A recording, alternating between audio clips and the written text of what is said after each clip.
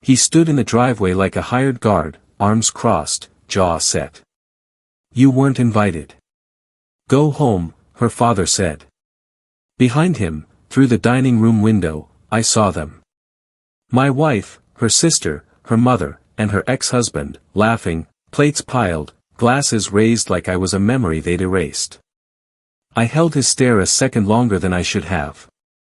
Then I nodded, said nothing, got back in my car, and made one quick call. 20 minutes later, my phone lit up. Then came the screaming. 2 years ago, I married into that family. I should have known better. At first, they smiled at me, welcomed me. Her father shook my hand at the wedding and told me I was one of them now. They weren't rich, not really, but old money moves quietly in this town. Land, old contracts, small companies that just seem to stay in business. The family ran a chain of local construction firms. My wife handled the books. Her father signed the deals. Her ex consulted. And me? I was the outsider who brought in 6 new contracts in under a year and turned their stale business into something worth noticing. I worked late, ate dinners alone, and told myself it was for us, for her. But I was a means to an end. It started small. A text I wasn't meant to see, from her sister. "Let him handle it, babe. He's good for that." Handle what? I started looking closer. Bank accounts shifted. Invoices disappeared. Jobs I had brought in suddenly filed under her ex's name. My signature on deals I never touched. The last straw was a mortgage on a property in my name, one I had never seen. I asked her about it.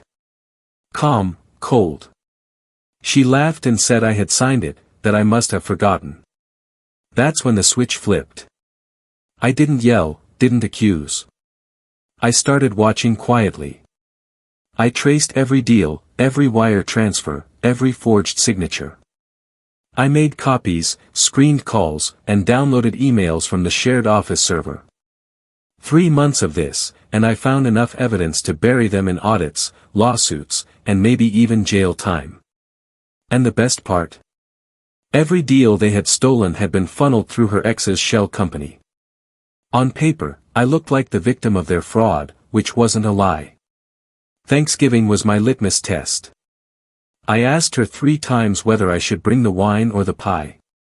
She said, "Of course, it's family."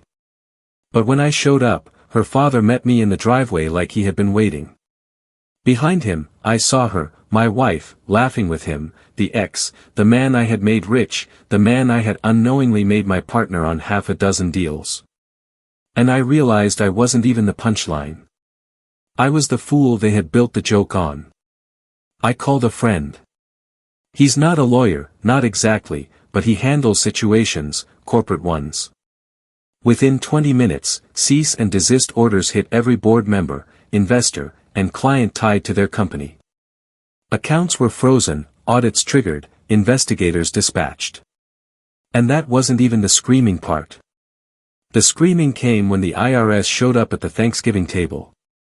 I watched from the corner of the street as 2 black SUVs rolled up the driveway. Timing, as they say, is everything. Her father went pale and tried to bluff. Her mother burst into tears before they even reached the door. Her sister started yelling at my wife, because the emails traced back to her laptop. And her ex ran. Literally bolted through the backyard. They caught him 3 blocks away. Turns out, jumping bail on a prior fraud charge tends to come back around. I left before they saw me. Didn't need the scene. Didn't need the apology. I had the paperwork signed by Monday. Divorce, asset claim, fraud settlement. They lost everything. I walked away clean. People asked me later why I didn't warn her, why I didn't give her a chance to explain. Explain what? That I was a placeholder until they drained me dry. That I was never family, just a signature with a heartbeat. No. I gave them exactly what they gave me. Silence, a smile, and a door they never saw closing. I heard she moved back in with her parents. Her father's company filed for bankruptcy. Her ex is awaiting trial. And me? I took my contracts, my clients, and built something better without them. Without her. Funny thing about betrayal. It teaches you where the real power is. Not in screaming, not in fighting, but in walking away and letting the trap close behind you.